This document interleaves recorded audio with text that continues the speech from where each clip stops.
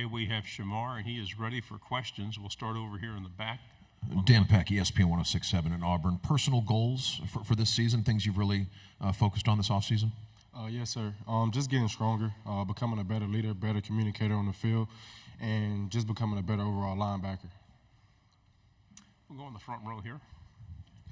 Shemar, I've been asking everyone with Oklahoma's entrance into the SEC, what can they expect on road games on Saturdays? Every road game is going to be a battle. Oh, yes, sir. One of the most hectic environments. Playing in the SEC for 2 years now, you can see some very interesting stadiums, very interesting crowds. So it'll be something fun to see. Let me go ahead and ask you a follow-up question, too. Also, OU Texas comes in with a heated rivalry. It's something that really, it's one of the best in college football. But you have a rivalry. You go to Jacksonville every year, a neutral site, just like OU Texas. What's it like playing in Jacksonville, playing in Georgia in that atmosphere, a neutral game, a neutral setting? It's amazing. You're coming over the hill, coming down the hill, you'll see split blue and split red. So, it's a tradition that's going to continue to thrive. And, it's amazing. It's a lot of emotion coming into that game, yes, sir, for sure. We'll go on the aisle right here. Shemar, Aaron Mukes, WALB. How has the linebacker room improved this offseason? Most definitely. It improved a lot with skill set, I would say, bringing in Pup Howard and some freshmen like Miles Graham and Aaron Childs. We bring in a lot of skill with a lot of vets in the room like myself, Derek Wingo, Ronald Moulton. So I would say that it's improved a lot skill-wise and in leadership. We'll go on the back row. What can you say about Ron Roberts and the impact he's had on the team and your game?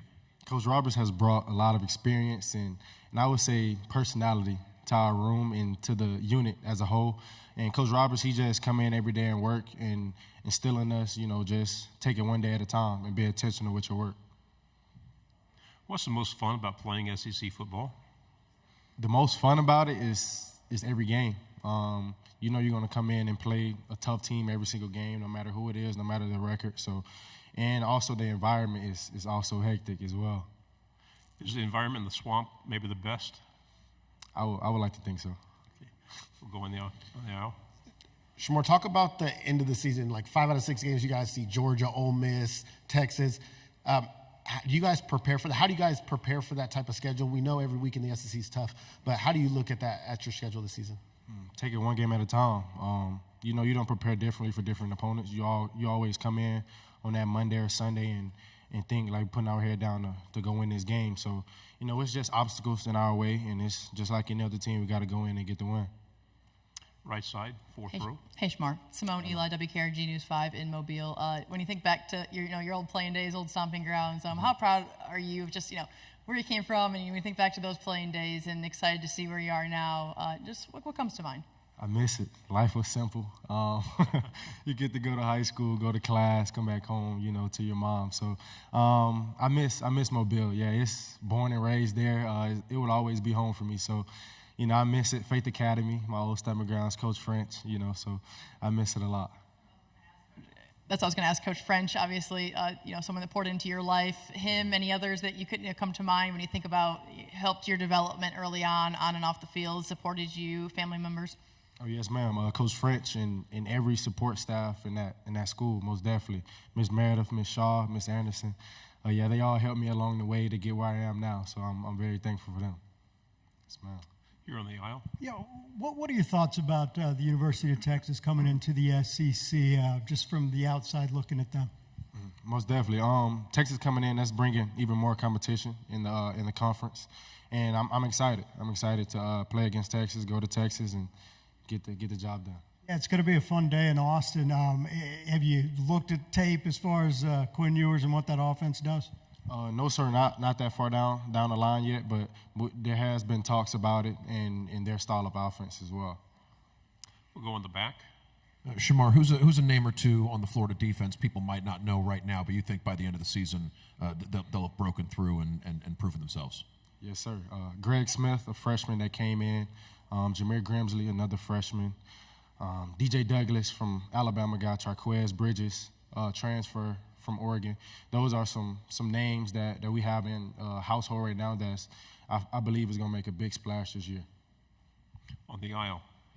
from a defensive standpoint, what have you seen from DJ Lagway, the freshman coming in, that has impressed you? Most definitely has a big arm. He can sling it, 60, 70 yards. And I'll say that DJ, he comes in ready to learn. I mean, he's always with Graham in the playbook, on the field, going through certain progressions, drops. So I feel like DJ's, he's going to be pretty good in the upcoming years. On the left. We talked to Keenan, the Tennessee linebacker, yesterday, and he missed most of the season with an injury but stayed really involved. You missed a couple games last year with an injury. What were some things you were doing despite being injured to stay involved with the team, stay ready, stay mentally prepared? Staying close with the team. Injuries, it can sometimes draw guys away from the team. And I believe that some guys may consume themselves of too much of football, that's what they become. So I'll say just staying around the team, encouraging the guys each and every week, each and every opponent that we may have. So I'll say that, yes, sir. On the left, standing up. Hey, Brian Holland, WVLA in Baton Rouge. Every rivalry is different, right? Like, if you had to describe to someone who's never been, LSU in Florida, that environment, those fans, how would you describe it? Crazy.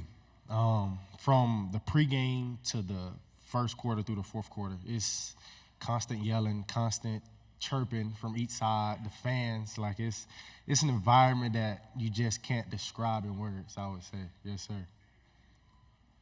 Do you have a particular favorite roadside to go to, or one that you don't care for?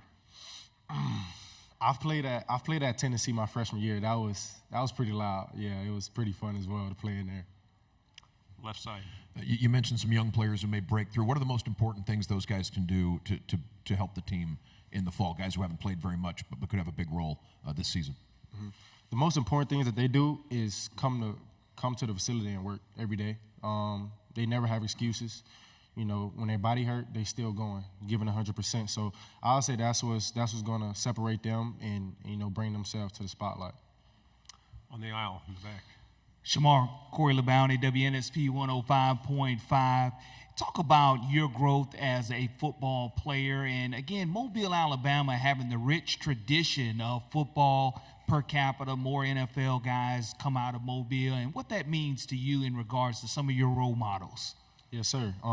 As far as improving over the years, I would say I improved in my vocal skills, my leadership skills. And as a football player, I'll say my tackling, I would say. And the thing that you mentioned about just taking that pride in the 251 in Mobile, Alabama, yeah. I come in the locker room every day and talk crap about it, saying we're the best city, best state in the country. So, yeah, that's the answer to that. Another question on the left. As a linebacker specifically, going to be kind of nice playing LSU this year, not chasing around number 5. He's now in the NFL. Jaden Daniels now in the NFL. Mm-hmm. May you ask that question again? I'm sorry. Going to be kind of nice. You don't have to chase around a scrambling quarterback like Jaden Daniels. Yeah. 600 yards of offense last year. Gave us a hard time last year. I unfortunately didn't play in that game, but yeah, he gave us a hard time. Yeah.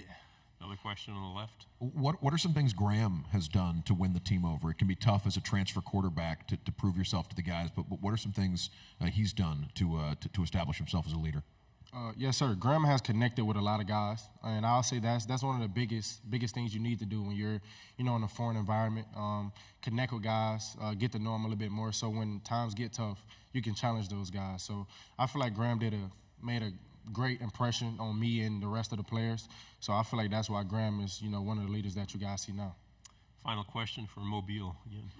Shamar, the hardest part for you being on the sidelines, not being able to play. I know you learned some valuable lessons in high school, watching, not being able to play, being injured. Those lessons, tell me how that helps you at your linebacker position. And now that iPads are going to be on the sidelines as well, so you can see real-time mistakes. Oh, yes, sir. Like you mentioned, being hurt my senior year, at the end of my senior year, it kind of helped me in this journey that I had with the surgery and the knee injury that I had.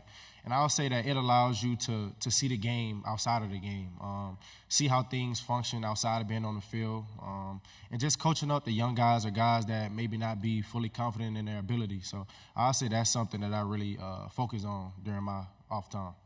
Shemar, thank you very much for your time. Good job. Thank you, guys.